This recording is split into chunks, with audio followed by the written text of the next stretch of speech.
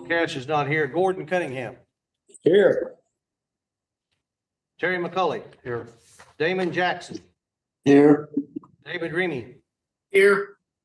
Drew Kraft. Here. Brooke Tharp. Here.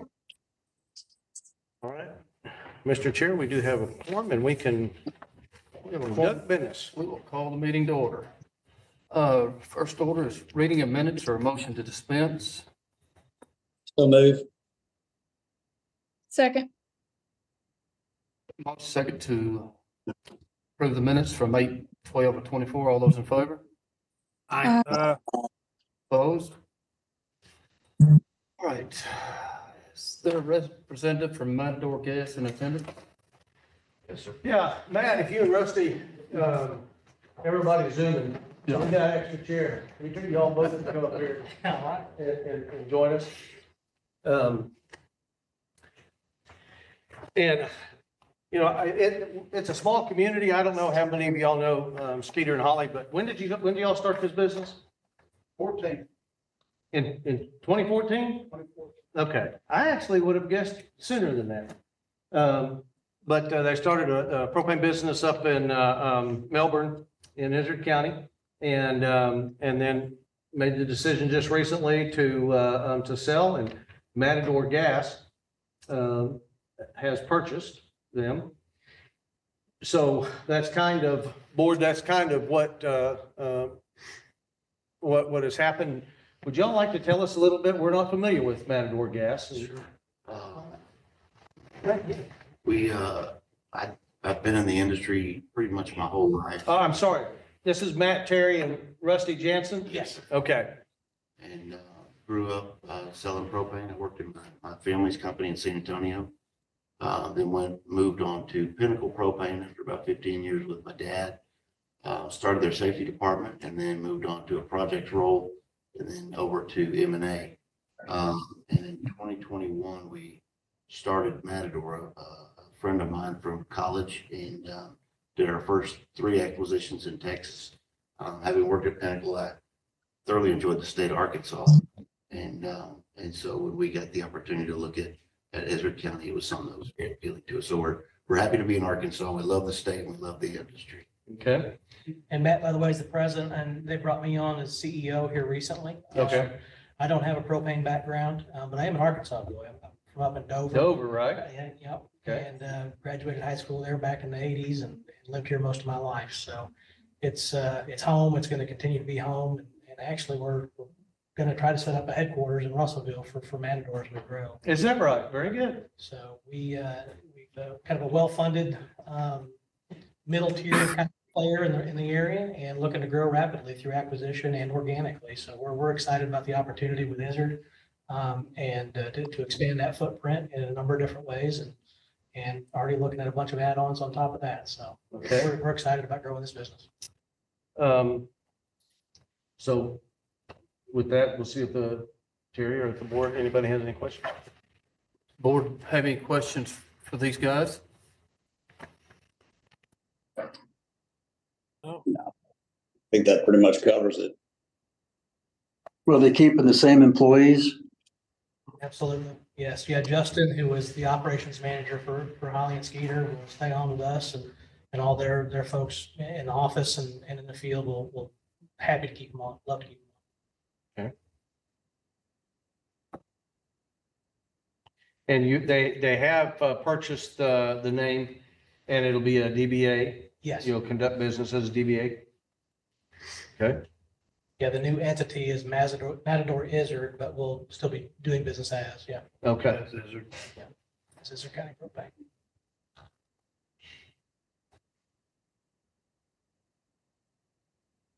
Anyone else have any questions for them? We don't need a motion on this, do we? Oh, Yes. yeah. Oh, we do? Yes, sir. Okay, then I Motion move to- that we approve. Motion to approve. Second. Motion second for the class 1 permit for Matador Gas. All those in favor? Aye. Opposed? Welcome aboard. Thank you very much, everybody. Appreciate y'all and look forward to working with you. Looking forward to working with y'all too. And Skeeter, I told you on the phone, it's kind of a mixed bag here. But I hope that you all enjoy yourselves, and I know you're probably, nothing will change. You'll be up at the same time every morning and doing other things. I guess you're hanging on to the salvage yard We still have it, the records, and the records. and everything, but I don't know. It's been an honor, it's been a pleasure with the board, and we thank you. Good. And I guess if you hear from customers that it's not the same, then you got their numbers, right? Exactly. Very good. Appreciate it. Thank you very much. All right. All right, the second one, I'm going to try to admit this sucker. I couldn't get him to work his volume before. Where are you at? I know that guy. Ray, you got your volume figured out. We gotta hold the camera steady.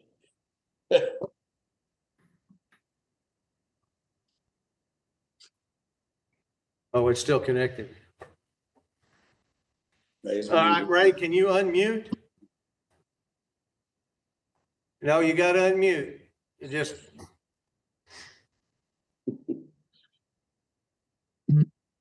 There, now can you hear us? No, it just went muted again. Probably on his Bluetooth on his car or something. Nope, can't hear you. He's connected. It might be on Bluetooth or something. Yeah, it's.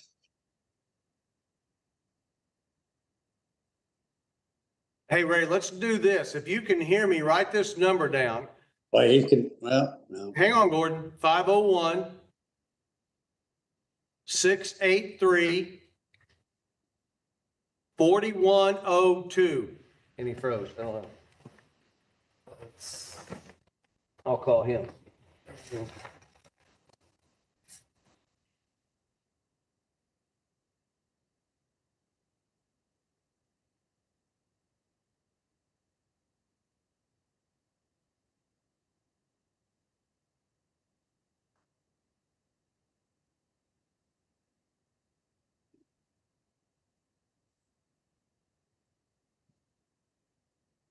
Ah, he heard us. Hey, Ray, can you hear us okay? Hear me now. I can hear you now. We can hear you now. I don't know what was going on with your volume, but are you good with us moving forward with you on the phone? Well, I'm hitting. My phone was having issues. I don't know that your phone is any better. Hey, why don't you try jumping off of the Zoom and just be with us on the phone? I think that will probably free up some bandwidth. Probably. Yeah. Okay, hang on. Okay.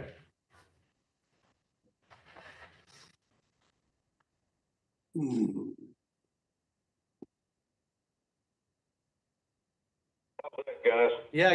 The phone sounds pretty good now, Ray. Yeah, it was echoing there. I apologize. No, you're good. You're good. I appreciate you taking the time to be with us. And this is a similar situation, board. Cooper Propane that Ray has been working for as Cossatot recently purchased Frick's butane from the Frick's family down in Texarkana.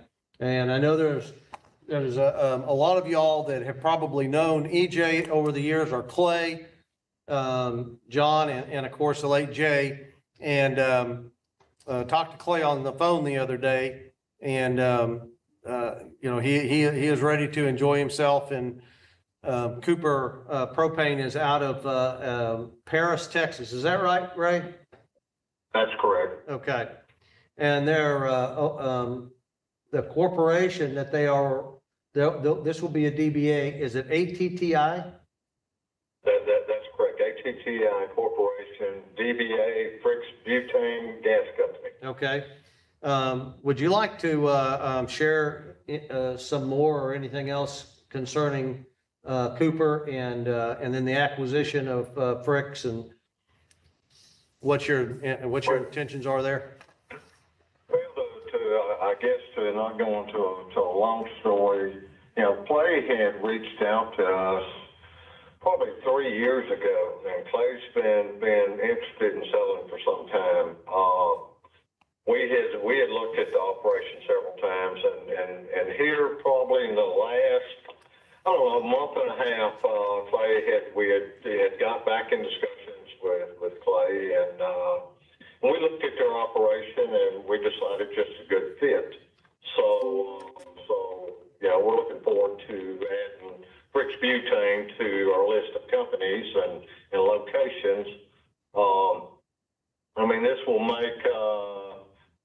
This will make our 10th location, and we're doing another startup in Greenville, Texas as well. So we'll have 11 locations. Okay. And are you kind of taking care of everything on this side in Arkansas? I take care of, I manage Costa Propane in Nashville, Arkansas. I manage Texarkana Propane, which was an offshoot of Welch Gas. Right.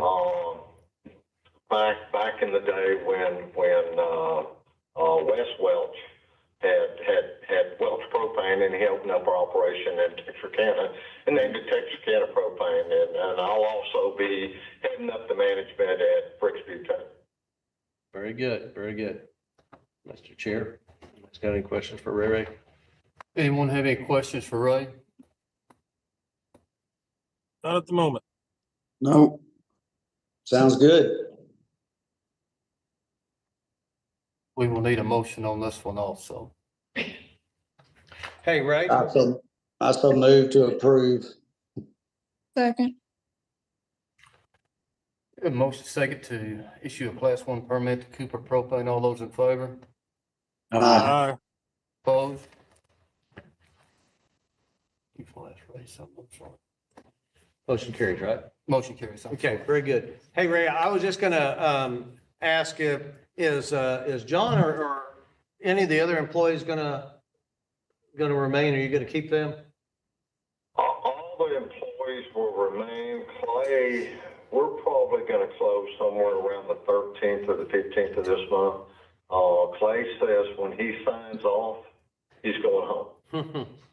So all the other employees will stay. Glenn Fricks, Clay's brother, Glenn's going to, we get another driver on board. Glenn's going to help aid in training that driver, and then Glenn will retire. Okay, very good. All right, Ray. Well, I'm glad that you're gonna be working down there with them, and, next time, I've already told Clay, but on behalf of the board, when you see him, tell him that we congratulate him, and we'll miss working with him. I'll certainly do so, sir. All right. Congrats, Ray. You have a good evening. You too. We'll talk to you. Bye-bye.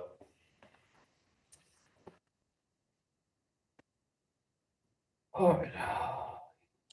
Director, do you update the board on any permits or territory expansions? Yes, if you had an opportunity to print out your agenda, if you look under the permit application, these do not require a motion, just for your information. We had like 6 or 7 permits issued since our last meeting. Hamburg Motor Supply got their class 3 out of Hamburg. Hellhound LLC got their class 2 out of Vermont.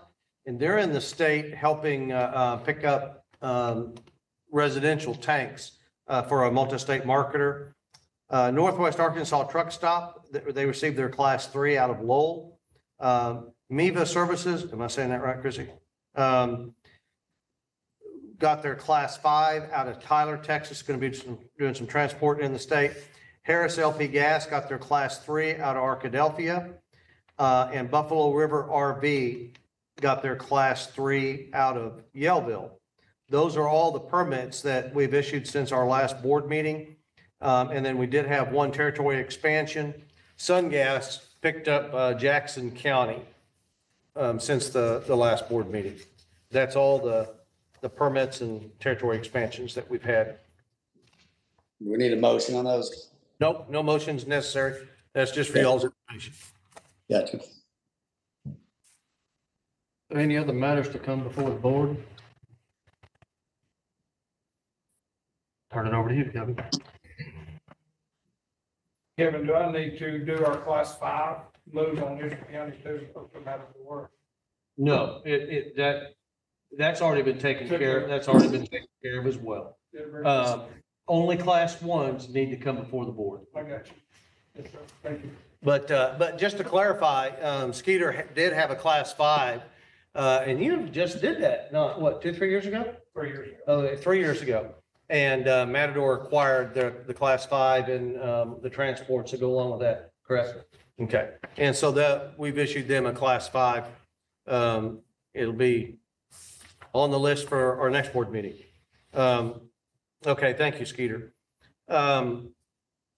Okay, the financial report, I hope you had an opportunity to print that out. I didn't take the time to set up the computer. Wanted to just share, our last board meeting was the last month of last fiscal year, and so it wasn't complete. And so I wanted to just share with you, first of all, where we ended up last year. I'll remind you that the appropriation for FY24 was $625,611, and $80,000 of that was capital. Our expenses for the entire fiscal year was $574,896. The revenue for the entire fiscal year was $423,383.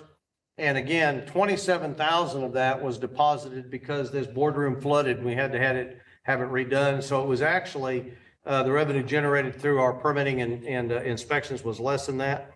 And then the comparison for the prior year, the expenses for FY23 for the complete year was $428,000. Again, $574 for last year. Our revenue for FY23 was $645,000. Our revenue through June was $423,000 for the same period of time, 23 versus 24. So it was, down substantially, and this is directionally correct. I was talking to Chrissy and she looked to see what was currently in our fund. And at the end of 23, we were right at 2 million in the fund. And of course, we wanted to draw that down and through an ask from the association, you all voted to dispense with collecting not permit fees, inspection fees and registration fees. And I had thought that would return to the industry over 200,000. And Chrissy looked this morning and the fund is currently at 1.7. Is that right? All right. So that's 300,000 in 2 years. And when I did the math, it looked to me like we were closer to 150,000, which that then correlates with where we are with the fund itself. So we returned somewhere around 150,000 or a little more back to the industry through foregoing those fees. And again, and of course, we've done it again this year. Y'all have voted to do that. So we'll have a little truer picture. Last year, we were still depositing some that were collected for invoices that were generated in fiscal year 23 that showed as revenue in 24. And this year that won't happen. So we'll have a truer picture. And to give you a snapshot, if you want to go on now to the first month, we've only got 1 month showing in this financial report. So FY25, our appropriation is $629,571. Again, 80,000 of that is capital. We're going to finish up with the HVAC project, and we'll use that capital money to do that. The expenses for the month, the 1 month that we've got down here is $47,081. That's July. And the revenue was $860. All right. Compare that to last fiscal year.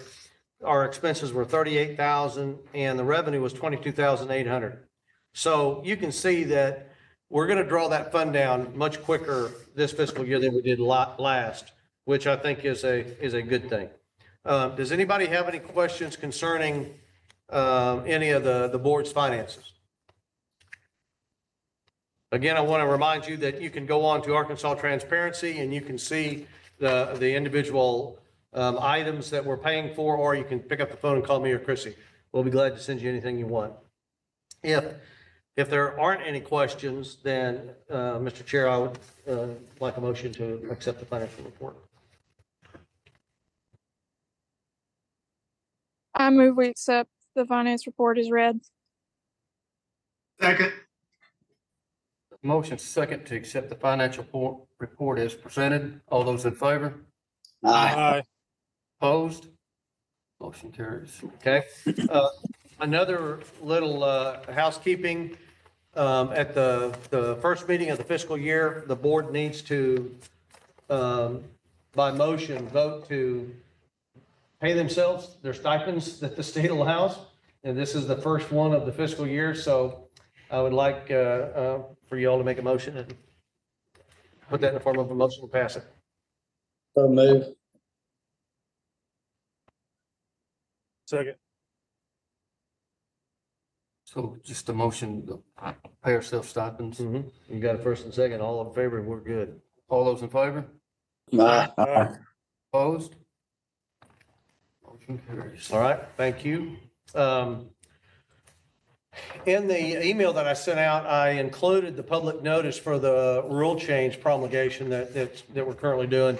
And that's going to be put in the Democrat Gazette, the 5th, 6th, and 7th? 7th, 8th, and 9th of this month. So it'll run in the Gazette over the weekend for 3 days. And then we will have a public hearing here at the building October 1st at 6 p.m. And as a board member, you're not required to attend. Just want to make you aware of where we are with this.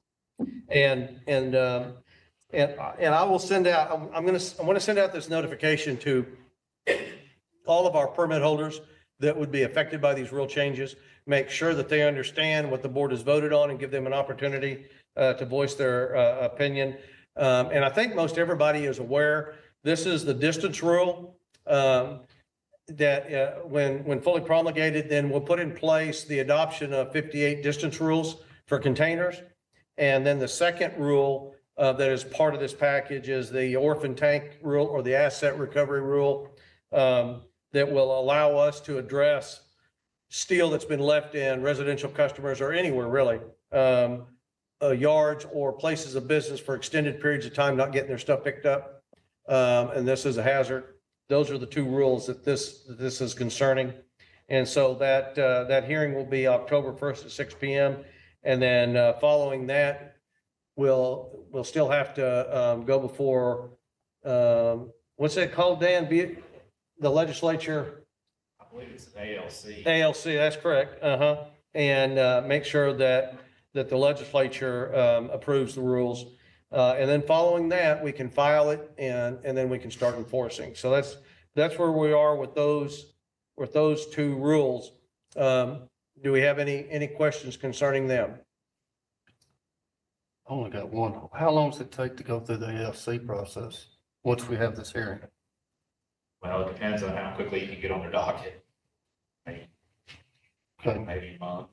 And Dan, Pete today sent me an email and he's already put it on, sent it over there, but then they'll have to assign it, right? Right. BLR kind of coordinates that whole thing to get us on there. Typically, we can get on that month. It just kind of depends on what they need. Yeah. Hopefully we can get that done pretty quick. If it drifts on for a couple more months, now we're getting into, they're going to start gearing up for first of the year for the session and, Yeah, the goal is to be done well before session. Well before session. Yep. That would be a good thing. So that's where we are with that. And then I've got one other item that I wanted to bring up and get some direction from you all. We've got a multi-state marketer that is utilizing a lot of employees from out of state, bringing them in to do various types of work. And, our rule for new employees is that they work 30 days with an individual as training before they can take their test and receive their certification.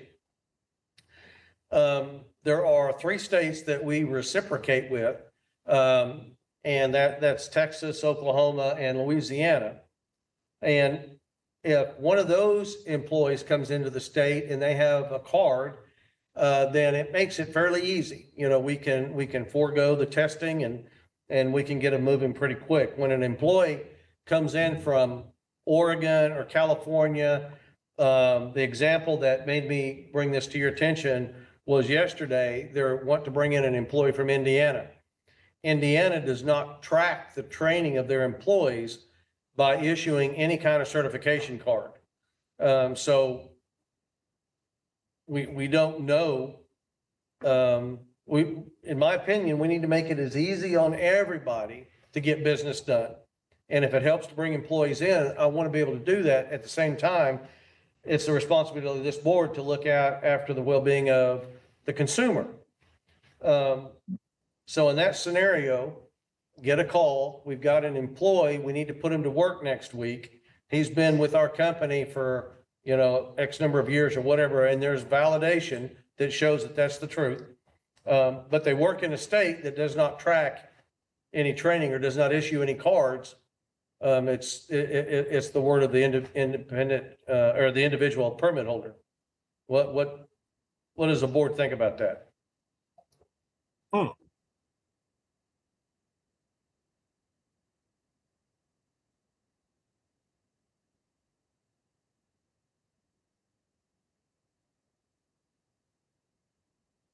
Nobody thinks anything about that. So there's no proof that he knows anything about propane then? No, there's no independent verification Yes. from a gas board or an independent trainer or anything like that. It just would be the, He could have been working in the break room for years and bring it down here. I mean, there's. that's correct. That's correct. That's what I'm worried about. I agree. That kind of deal. Now, this particular individual is going to be delivering already filled 20-pound cylinders. It's not a huge deal. Still don't like somebody that doesn't know what they're doing with propane. If a relief valve pops off and they're going down the road and they don't know what, that's the concern I got, And right now I can say, I'm sorry, they got to work for 30 days, and we can do that. I just want to make sure that as a state agency, that we're supporting the industry and we're making it as easy as possible and still maintaining our safety. Is there is there an alternative option where we could either require a 30-day or like a duplicated proof of maybe there's a test or some sort of testing apparatus in which they could, if they had history but not a formalized program, could then participate in? And Brooke, we do, like this individual, Terry, are you testing somebody for okay. They're calling me, I ain't testing them. They call me Monday, we'll go from there. Okay. So we can administer a test and we can, we can ascertain, I guess, somewhat, if they know what they're doing from, it's not the same as hands-on training. But if we have an individual that they're wanting to come in and work and they show us proof that they've been working for that company for, let's say, 5 years, and then one of our inspectors administers the test that they're going to be coming into the state to do, and they pass the test. There's some assurance there that they know what they're doing. I don't know if you could hear Terry when he just gave an example. So this person could be filling cylinders at a location in Michigan, and they bring him into Arkansas and put him on a bobtail, I think that's a great idea, Kevin. I like it. I'm just going to kind of mimic what you said, but what if we did like we required some sort of written letter, a referral, one referral from, their previous or whoever they're employed with, that they've been employed for at least 5 years, And then we require them to take what, a safety supervisor test or something like that? No, it would be the test that they're wanting them to, Well, for the yeah, job test that they're, right.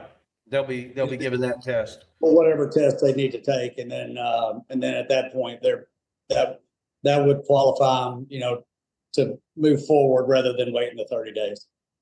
Right, and you would hope that, the larger the company is, the greater their exposure. The greater their exposure, typically, the more safeguards they put in place.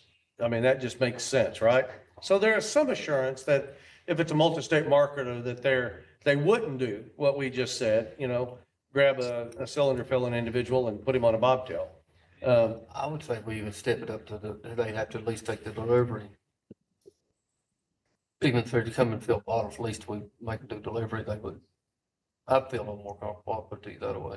Well, driving down the highway, filling cylinder racks is one thing. When you start transferring liquid, and that's a whole different ballgame. That's correct. Mr. Barnes, have you got something you'd like to add? Most of them that's coming into the state are not coming in to fill bottles. They're coming in to deliver bottles. Where they gotta have CDL license and hazmat and all that. Right. Right. And do service. Are they bringing, they're They're bringing bringing the people in to do service, service work as well? Last one I did was the service. Pick up the installation. Yeah. So we don't see them. We don't see their license. We don't know if they got CDL license, hazmat, none of that. And we can, this is confined right now to one multi-state marketer, and we can request that they bring their people into the state from one of those three states, because they're heavily represented in those three states. Right. See if you can do that, and then we know that they've been trained, and because they'll have cards, they do track training in those three states. You know exactly where you stand. And we know, right. And then but we can't tell them how to run their business. We wouldn't want to do that. If they do choose somebody in here like this individual from Indiana, then maybe we say they got to pass the test. We're gonna.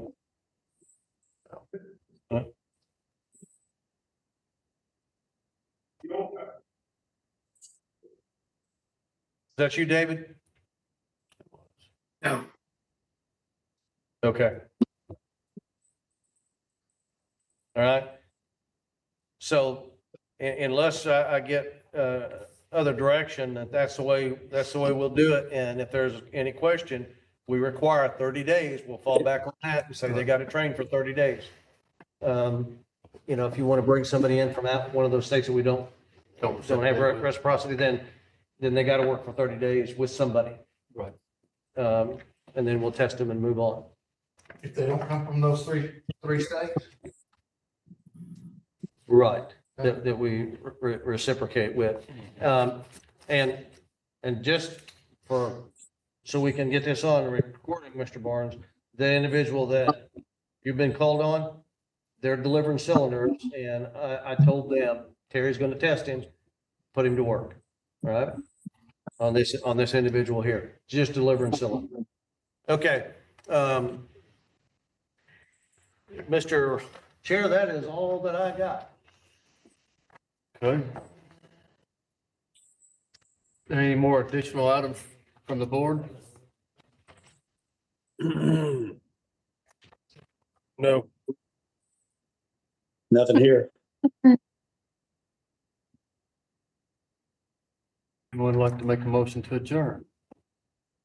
So move. Second. Motion second to adjourn the meeting. All those in favor? Opposed? Motion carries. Y'all have a good day. Appreciate everybody taking the time to be with us. Thank you.